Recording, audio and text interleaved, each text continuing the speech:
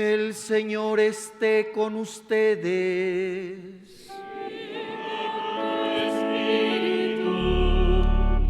Del Santo Evangelio según San Mateo.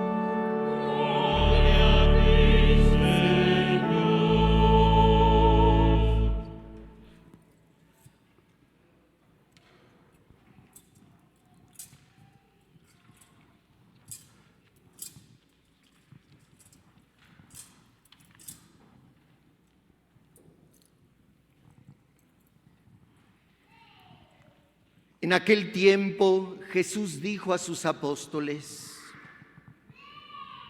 no teman a los hombres, no hay nada oculto que no llegue a descubrirse, no hay nada secreto que no llegue a saberse.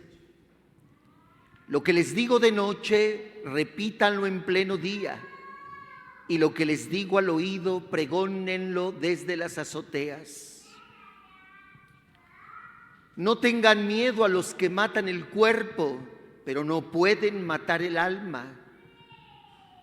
Teman más bien a quien puede arrojar al lugar de castigo el alma y el cuerpo. ¿No es verdad que se venden 2 pajarillos por una moneda? Sin embargo, ni uno solo de ellos cae por tierra si no lo permite el Padre. En cuanto a ustedes, hasta los cabellos de su cabeza están contados. Por lo tanto, no tengan miedo, porque ustedes valen mucho más que todos los pájaros del mundo. A quien me reconozca delante de los hombres, yo también lo reconoceré ante mi Padre que está en los cielos.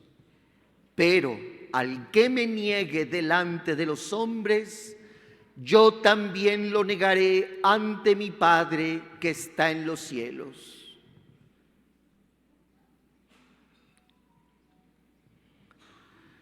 Palabra del Señor. Gloria a ti, Señor Jesús. Que por las palabras del Santo Evangelio se nos borren nuestros pecados. Aleluya, aleluya, aleluya, aleluya, aleluya, aleluya, aleluya, aleluya.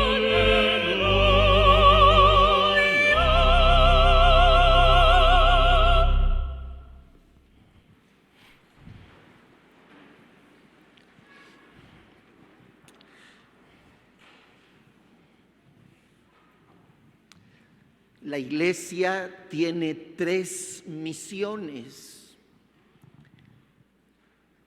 pastorear, santificar y enseñar.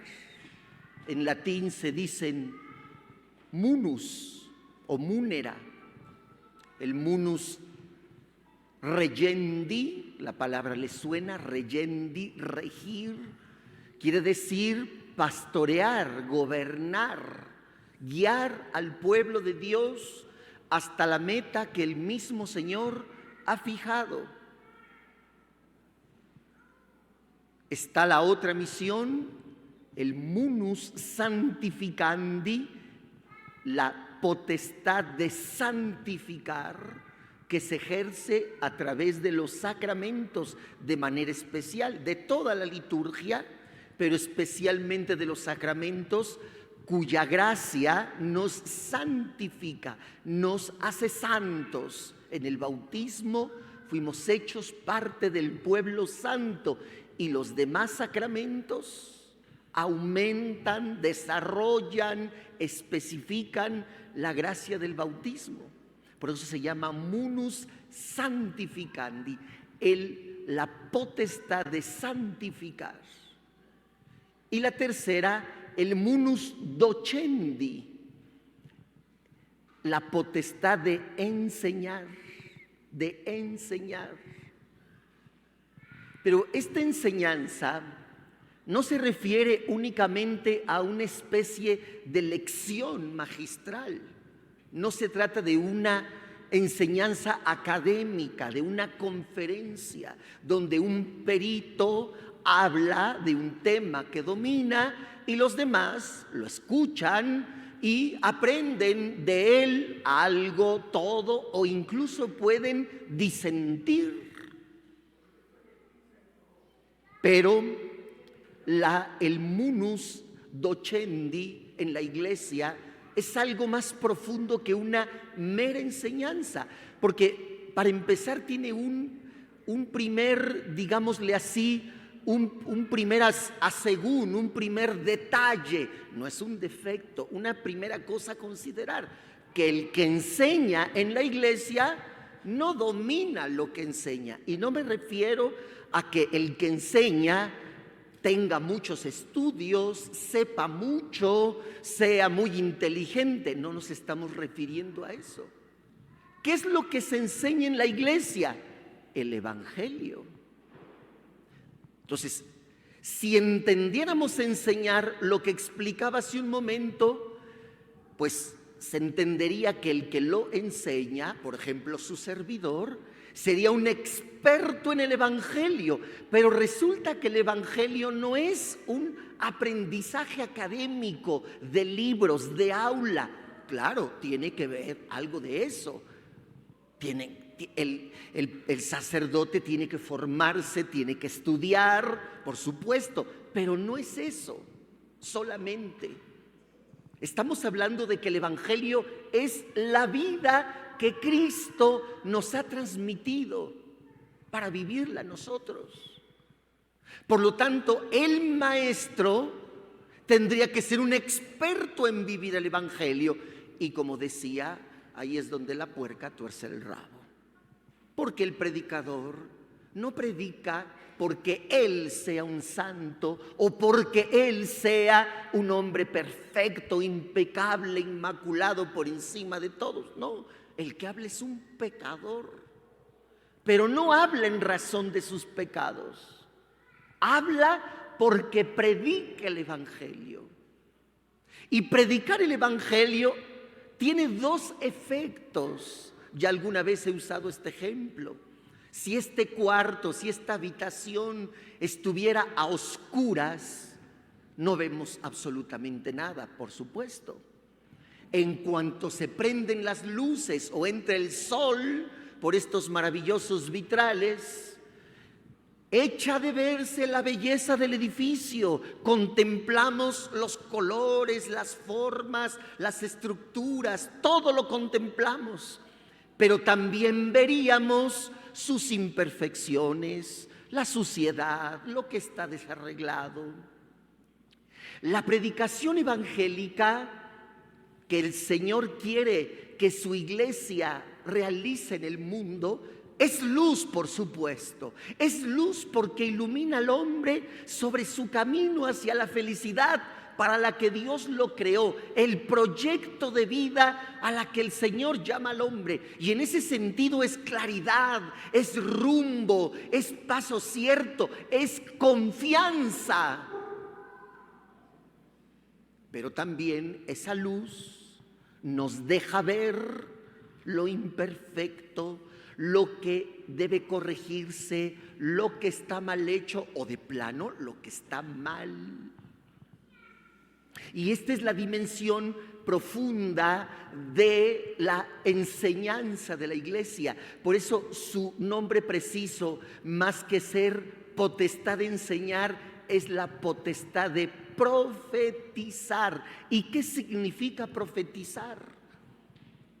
El profeta, a veces lo entendemos de manera un poco distorsionada, el profeta no es el que predice el futuro. Sí, pero vamos a entender en qué sentido. No es un clarividente que ve más allá de lo evidente, que tiene un don como para predecir esto va a suceder así, con un cierto sentido mágico, con un cierto sentido esotérico. Eso no es un profeta. Un profeta es alguien que observa la realidad, la observa, la mira. ¿Y por qué la mira? Dice, Porque, no es una persona criticona, no es una persona metiche, es alguien que contempla la realidad, que la medita, la reflexiona, hace silencio, interioriza, y entonces es capaz de decir: si se sigue por este camino, esta va a ser la consecuencia. En ese sentido predice el futuro, pero no lo predice porque tenga una visión extraordinaria del futuro, sino porque leyendo los acontecimientos es capaz de decir: si se va por aquí, se llegará a ese lugar al que no queremos.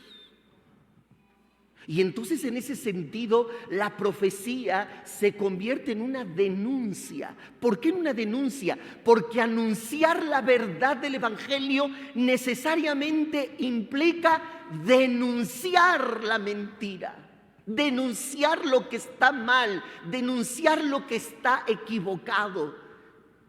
Y allí es donde viene el conflicto. Porque aunque la finalidad de denunciar, de señalar lo que está mal, tiene una buena intención, ¿cuál es? Que se corrija, que se retome el rumbo, que se vaya por el camino preciso. Aunque la finalidad es el bien,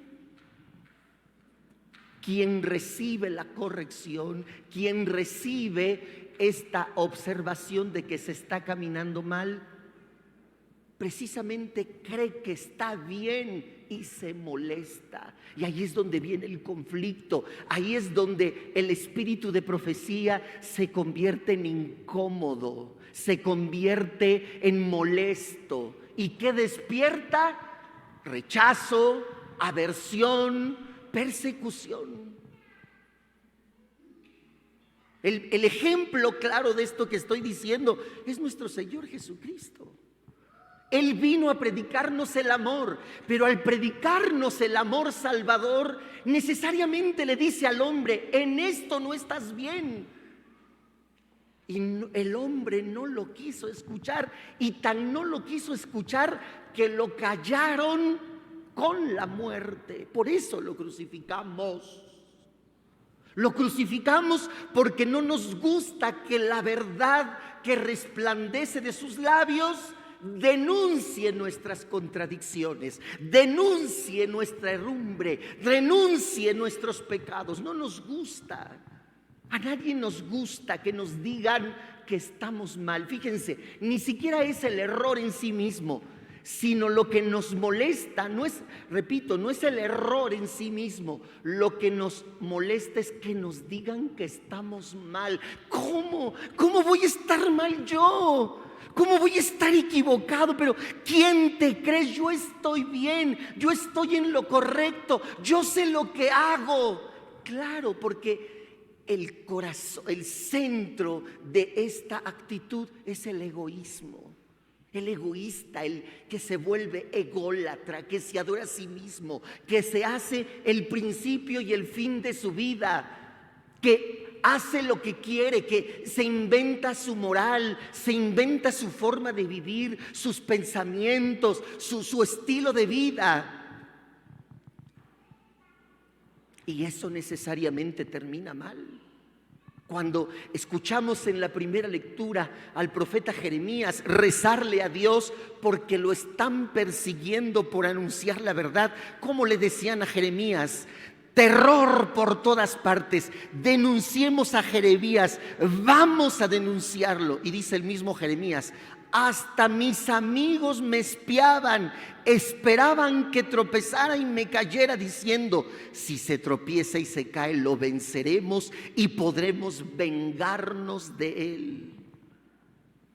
Porque el golpe más duro que recibimos es a nuestro ego. No vamos a tolerar que alguien toque nuestro sensible ego, y nos haremos enemigos incluso de quienes decimos amar. ¿Por qué una pareja que un día se amó, se conocieron, se amaron, decidieron un proyecto de vida, hicieron una vida juntos, procrearon hijos, por qué después de algunos años terminan, válganme la expresión, como perros y gatos? Porque es lucha de egos. Porque, por ejemplo, el matrimonio se construye del amor, es decir, de lo contrario al ego, de salir de mí mismo, de renunciar a mí para pensar primero en el otro. Pero cuando yo me encierro en mí mismo, me enclaustro en mí mismo, pues el primero que me estorba es con el que duermo o con la que duermo. Y no digamos todo lo demás que denuncia mi hipocresía, mi doble vida, mi superficialidad.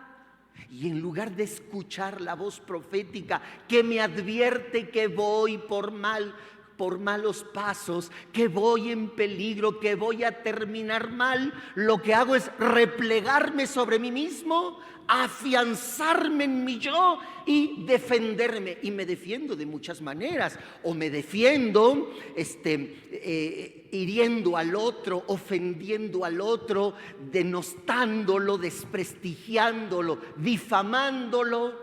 O me victimizo, me hago el pobrecito. Ay, me ofendieron, ay, me dijeron que estaba yo mal. ¿Cómo es posible? Claro, porque el ego nos invade. Por supuesto.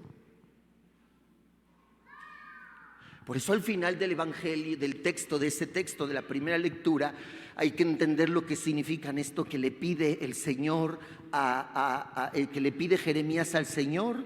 Le dice al final del texto que Señor de los ejércitos, más bien lo hace como oración Jeremías, que pones a prueba al justo y conoces lo más profundo de los corazones, haz que vea tu venganza contra ellos. Eso está pidiendo Jeremías. Ahora, ¿qué significa aquí venganza? La traducción no es muy feliz porque no es venganza estrictamente. No es venganza en el sentido de ahora va la mía, ya me hiciste tú, ahora va la mía, me vas a ver cómo te va a ir. No es así. Les voy a poner un ejemplo que a mí hace mucho tiempo me llamó mucho la atención, que precisamente estaba parado esperando un autobús, y entonces me recuerdo que estaba un niñito, pues inquieto como son los niños, y entonces pues el niño, estábamos en una avenida transitada, ¿no?, donde pasaban muchos coches, y estábamos en la parada, y la señora tenía agarrado a su hijito, y el chamaquito se forcejeaba, y le jalaba la mamá, y la jalaba, y le hacía así, y la mamá no lo soltaba, y le decía, estate en paz. La mamá, pues ya conoce a su hijo, incólume, quietecita, serena, y nada más se veía como se zarandeaba así, porque el niño la jaloneaba. Estaban pasando los coches. Yo no sé si la mamá lo calculó así, pienso que sí. Porque una vez que dejaron de pasar los coches, yo creo que la mamá vio que no había peligro, el niño se estaba forcejeando y la mamá, de repente, cuando yo insisto, creo que ya no vio coches, que lo suelta. Y el niño no calculó y que va a dar hasta allá y que se golpea. Así es Dios con nosotros, ¿eh?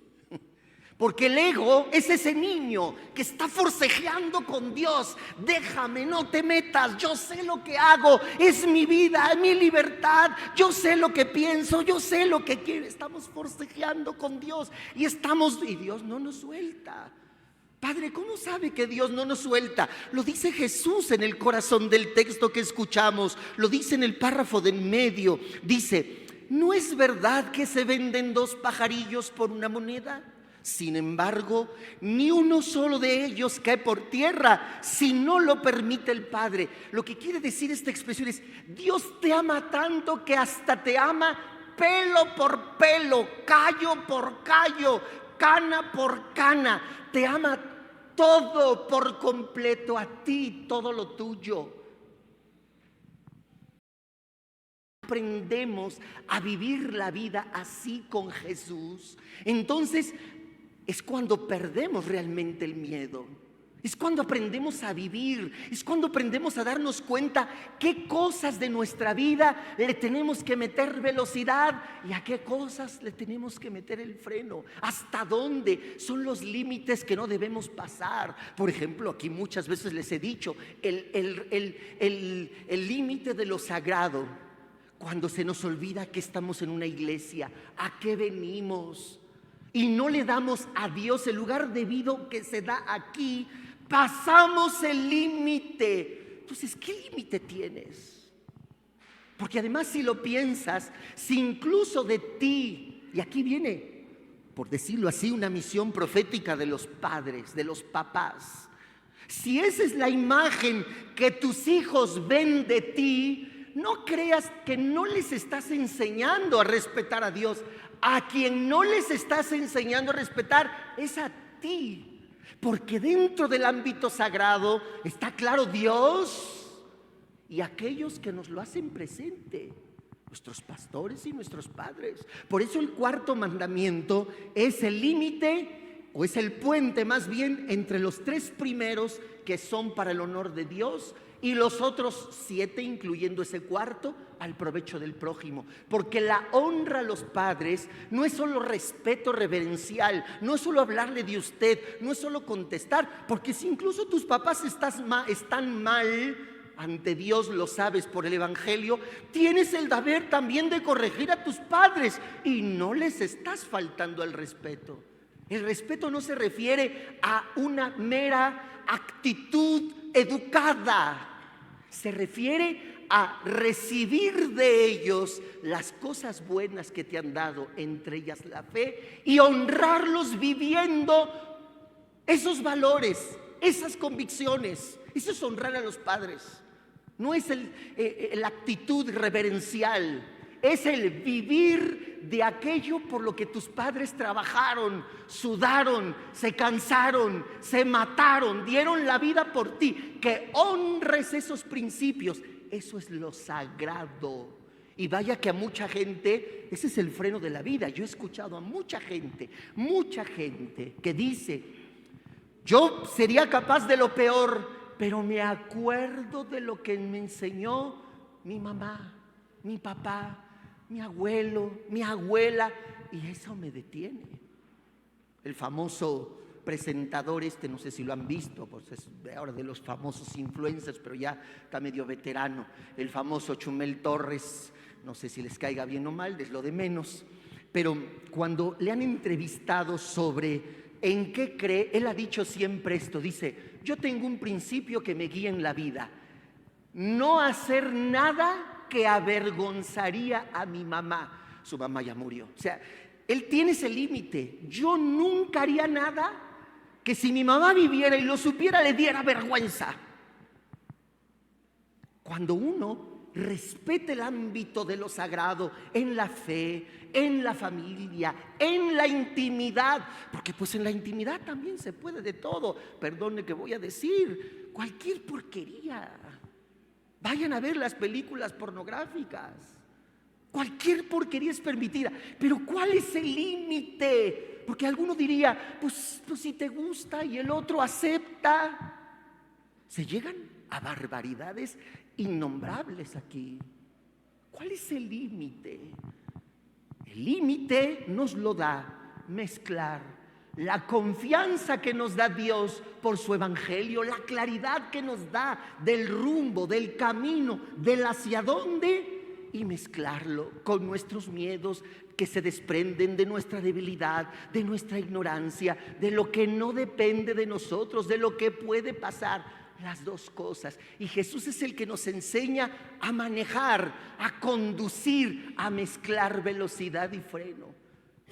Porque eso es lo que Jesús quiere para nosotros en el mundo. Este mundo sumergido en la mentira, en el egoísmo, que como resultado tiene tanta violencia, tanto encono, tanta polarización, tanta división, tantos dimes y diretes, toda la porquería. Y no es ningún secreto ni estoy siendo fatalista. Todo lo que vemos por todas partes, las redes sociales.